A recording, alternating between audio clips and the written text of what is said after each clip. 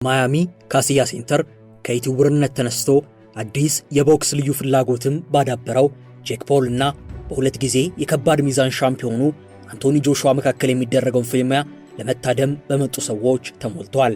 በ2018 ልክ እንደሱ ዩቲዩበር የሆነውን ዲጂ ኦላንቱጅ የተሰኘውን ግለሰብ ለመቅጠም ወደ ቦክሱ የመጣው ጄክ ፖል በዛ ሳያቆም ከሌሎች የማህበራዊ ሚዲያ ተጽዕኖ ፈጣሪዎች ጋር ቦክስ ሪንግ ተፋልሟል።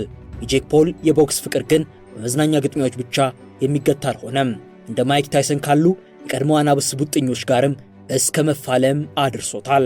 በወርሃ ህዳር ከቦክስ ስፖርቱ ኮከብ አንቶኒ ጆሹዋ ጋር እንደሚገናኝ ሲበሰር ደግሞ በዚህ ፍልሚያ ምን እንመለከት ይሆን የሚለው የብዙዎች ጥያቄ ሆነ።